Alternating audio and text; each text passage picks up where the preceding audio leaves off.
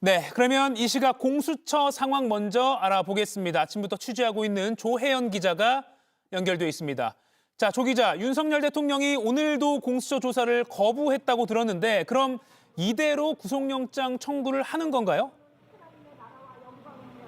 네, 공수처는 어젯밤 체포적부심이 기각된 뒤에 윤 대통령에게 오늘 오전 10시까지 공수처에 나와서 조사를 받으라고 통보했습니다. 하지만 윤 대통령 측은 이미 공수처에 충분히 이야기를 했고 또 일문일답식 신문에 응할 이유가 없다면서 오늘도 출석하지 않았습니다. 네, 때문에 공수처는 윤 대통령을 추가 조사하지 않고 오늘 중 구속영장을 청구할 것으로 보입니다. 현재로선 영장은 체포영장이 발부됐던 서울 서부지법에 청구할 가능성이 큽니다. 공수처 관계자는 오전 브리핑에서 1차 조사 때 준비했던 200페이지 질문지 중 대부분을 소화했고 또 구속영장 청구에는 문제가 없는 단계라면서 영장 청구도 마무리 단계에 있다고 설명했습니다.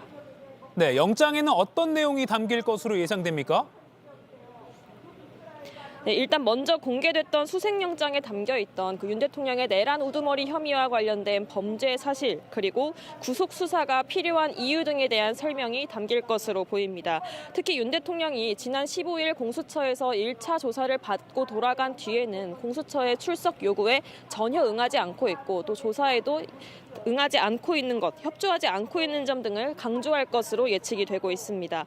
또 공수처는 오늘 검찰로부터 박안수 전 계엄사령관, 여인영 방첩사령관, 또 곽종근 특수전사령관 등에 대한 진술조서를 확보했다고 밝혔습니다. 이들은 모두 윤 대통령의 직접 지시를 받았던 인물들이고 이 내용을 검찰에 진술한 만큼 윤 대통령의 영장에도 이들의 진술 내용이 어느 정도 담길 것으로 예상이 되고 있습니다.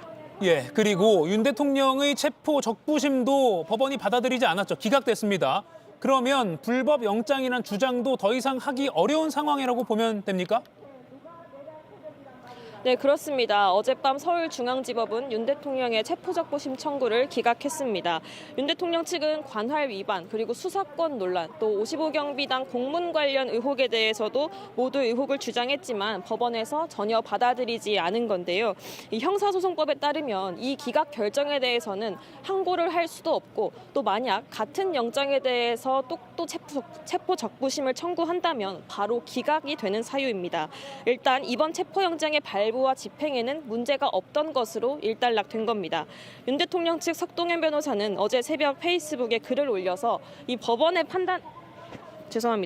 판단을 존중하지만 체포의 불법성과 부적절함에 대한 공감을 받아내지 못한 점을 아쉽게 생각한다고 밝혔습니다. 예. 그리고 윤 대통령 체포 시한은 언제까지인지 그리고 남은 절차도 한번 설명해 주시죠.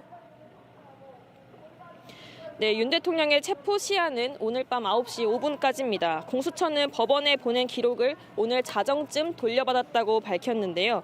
법원의 수사 기록이 넘어가 있던 시간을 윤 대통령에 대한 48시간의 체포 시한 중에서 빼야 하기 때문에 사실상 체포 기한이 늘어난 겁니다. 네, 공수처가 오늘 오후 중 구속영장을 신청하면 내일 중 영장 심사 일정이 잡힐 것으로 보입니다. 때문에 이르면 내일 밤에는 윤 대통령의 구속 여부가 결정이 될 수 있습니다. 지금까지 공수처에서 JTBC 조혜연입니다.